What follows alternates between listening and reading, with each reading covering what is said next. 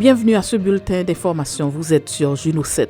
3 soldats dominicains ont tué un Haïtien de 40 ans et incendié 8 maisons à Bororuco. Le journal Listín Diario a rapporté dans un article que 7 individus, dont 3 soldats dominicains, ont tué un compatriote haïtien de 40 ans nommé Amar Mando et incendié 8 maisons. Ils ont commis leur forfait dans la zone de la Rosa, dans la section de Mayagoral, municipalité de Galvan, province de Bororuco. Ariel Henry dresse un bilan positif de sa participation au 9e sommet des Amériques.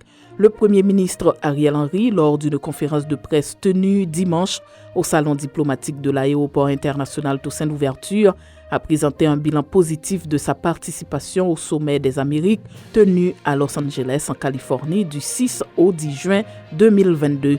Le chef du gouvernement a fait savoir que durant cet événement qui a réuni les représentants de 73 États et organisations régionales et multinationales en dehors des Amériques, il a discuté de la problématique de la sécurité et des moyens d'y faire face.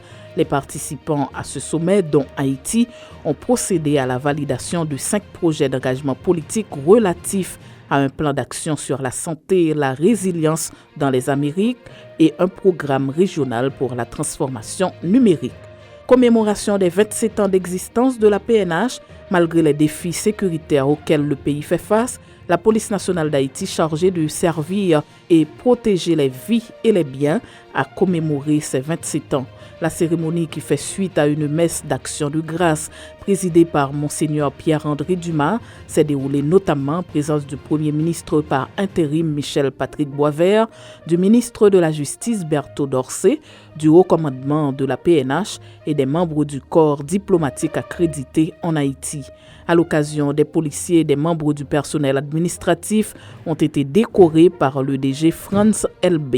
Michel Patrick Boisvert a invité les policiers à rester fermes dans l'accomplissement de leur mission. Monseigneur Pierre-André Dumas appelle les organismes de défense des droits humains à laisser la PNH faire son travail. Dans son homélie à l'occasion de la célébration du 27e anniversaire de la police nationale d'Haïti, le dimanche 12 juin, l'évêque du diocèse de Miragoâne en Savo, Monseigneur Pierre-André Dumas, a demandé aux organismes de droits humains de laisser les agents de l'ordre d'accomplir leur mission. Le leader religieux a également plaidé pour la fin des zones de non-droit en Haïti. Nous devons mettre un terme à cette prise d'otage de la population. L'ingérence humanitaire, cette doctrine inspirée par le Saint-Père le Pape Jean-Paul II, sied à la réalité d'Haïti. Environ 500 000 élèves ont pris part cette année à l'évaluation nationale de la 6e année fondamentale. Le ministère de l'Éducation nationale et de la formation professionnelle informe que 55 000 élèves environ ont participé à l'évaluation nationale de cette année qui a lieu le lundi 13 juin. Dans une note de presse, le ministère informe que 55 000 élèves environ, 1693 directeurs d'école et 1744 enseignants ont participé à cette activité impliquant 1693 écoles nationales publiques et 80 écoles privées. 28e édition de livre En folie, Max Chauvette encourage la construction de nouvelles bibliothèques. Les organisateurs ont procédé lors d'une conférence de presse tenue à l'hôtel Caribé Convention Center le lundi 13 juin au lancement officiel de la 28e édition de Livre en folie qui se tiendra cette année le 16 juin à l'hôtel Caribé.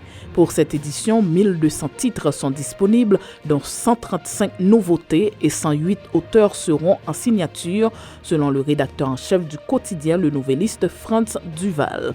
Le directeur du journal, également co-organisateur de cette manifestation, Max Chauvette, a profité de l'occasion pour lancer un nouveau défi aux différents acteurs concernés par cette activité. Max Chauvette estime qu'il est temps de rendre les livres accessibles à tous les enfants, notamment ceux des milieux défavorisés et reculés. Max Chauvette pense que cela doit nécessairement passer par la construction de bibliothèques dans ces zones. En ce sens, il lance le défi au ministère de la Culture et de l'Éducation nationale, aux institutions privées, à la Unibank et à la communauté haïtienne en général. C'est la fin de ce bulletin d'information. Merci de votre fidélité à Juno 7.